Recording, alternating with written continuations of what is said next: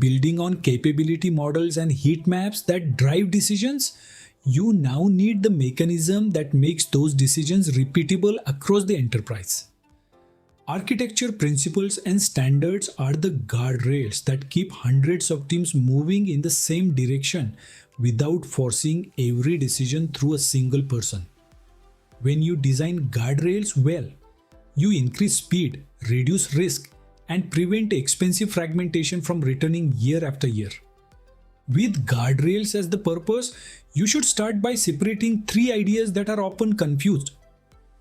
Principles are decision rules that express what the organization values and how choices should be made.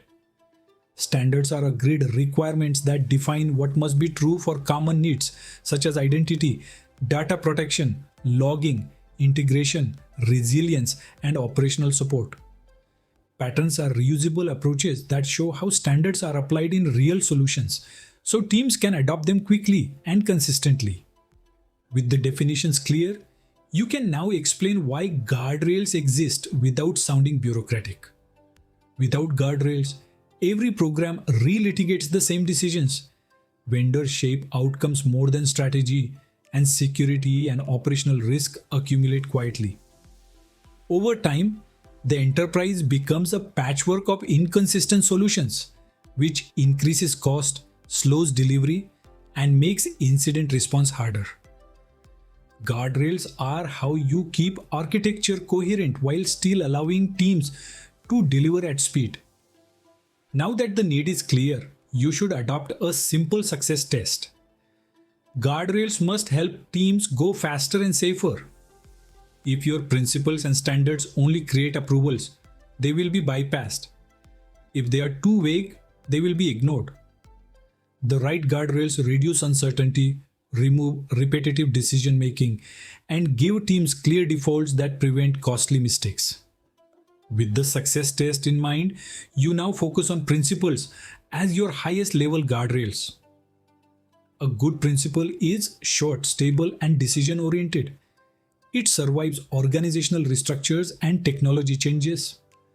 For example, you might establish principles such as designing for reuse, designing for resilience, preferring managed platforms over custom operations, and using secure defaults. The purpose of principles is to create consistent decision making when details are not yet fully known. With principles defined, you now make them practical so they do not become poster slogans. You write principles with intent and consequence. You explain why the principle exists, what it enables, and what risk it prevents. You also define what good looks like in practice, so teams can apply the principle without asking for permission every time. When people can apply principles confidently, governance becomes lighter and delivery becomes faster. With principles set, you now translate them into standards that teams can implement consistently. Standards define what must be true. For example, required logging coverage, minimum identity control expectations, encryption requirements, network segmentation expectations, and operational monitoring requirements. Standards work when they are specific enough to enforce and flexible enough to apply across different contexts. They should be written to protect the enterprise, not to control teams unnecessarily. With standards in place, you now avoid the common mistake of making standards so strict that teams cannot comply. A strong approach is to define minimum standards that are mandatory and recommended standards that represent the preferred future direction. Minimum standards protect the enterprise. Recommended standards guide teams toward maturity without blocking urgent delivery.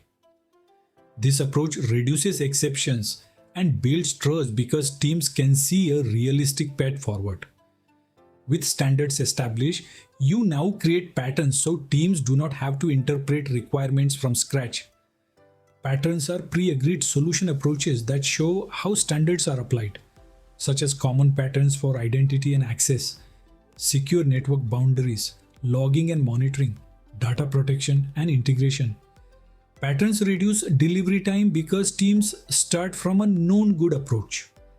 Patterns also reduce risk because they embed hard-earned lessons from past incidents and failures. With patterns understood, you now connect guardrails to platform thinking because reuse is where real efficiency comes from. If 5 programs solve identity differently, you get 5 security models and 5 operational burdens. If the enterprise agrees on a shared identity approach, a shared monitoring approach, and shared integration patterns, every new program becomes easier and safer. This is why guardrails are not paperwork. They are the economics of scalable delivery. With guardrails aiming for reuse, you now embrace an important truth. Exceptions will happen. Enterprises operate under time pressure, legacy constraints, contractual obligations, and regulatory deadlines. If you pretend exceptions will not exist, teams will bypass governance. A mature architecture function designs an exception process that is transparent, fast, and accountable. With exception reality accepted, you now design exceptions as controlled decisions, not quiet workarounds. An exception should define what standard is being bypassed, why the exception is needed, what risk it introduces, what mitigations will be applied, who accepts residual risk, and when the exception will be reviewed or retired. This turns exceptions into managed risk rather than hidden risk. It also protects teams because they can deliver under constraints without being forced into informal shortcuts. With exceptions designed, you now integrate guardrails into governance so they actually shape outcomes. Architecture review forums should evaluate whether designs align with principles, meet standards, or require documented exceptions. This creates consistency across portfolios and prevents each program from drifting into its own interpretation of acceptable design. Governance becomes simpler because the criteria are clear and repeatable. With governance integration clear, you can now ground this in a realistic enterprise example.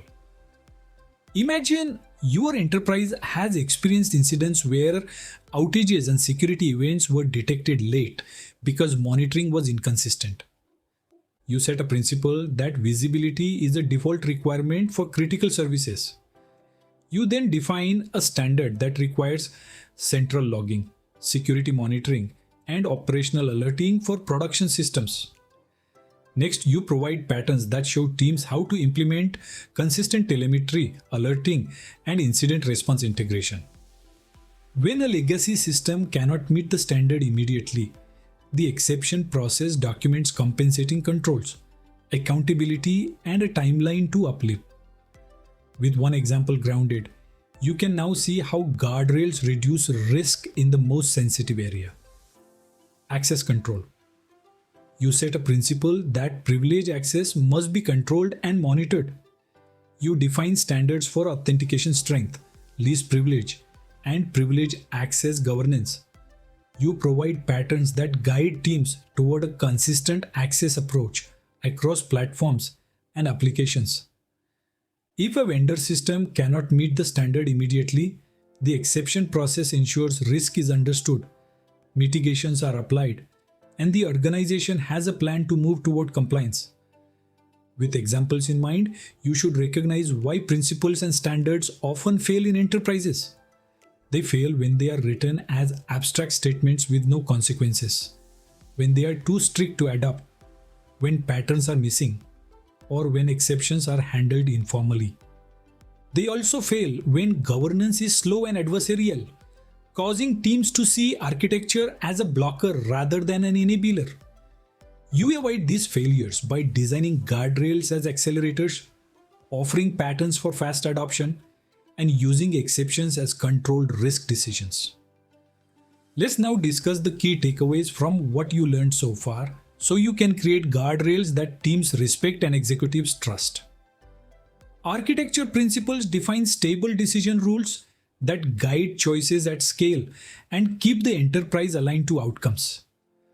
Standards convert principles into enforceable requirements for common needs such as identity, data protection, logging, integration, resilience, and operational support. Patterns make standards easy to adopt by providing reusable approaches that reduce delivery time and embed proven practices. Exceptions are inevitable, so you design a transparent exception process that documents rationale, mitigations, accountable risk acceptance, and review timelines. When principles, standards, patterns, and exceptions are integrated into governance, you scale good decisions across portfolios without becoming a bottleneck. As you move into the next lecture, start viewing guardrails as the way you increase speed and reduce risk across the entire enterprise. Subscribe to the channel so you do not miss the next videos in this playlist. Like this video, so it reaches more leaders and architects who want practical architecture governance that actually works. Comment with one standard your organization struggles to implement, such as logging, identity controls, data protection, or integration consistency, and share why it is difficult. Share this video with someone who is trying to standardize technology across multiple teams, because guardrails are the only sustainable way to scale good decisions.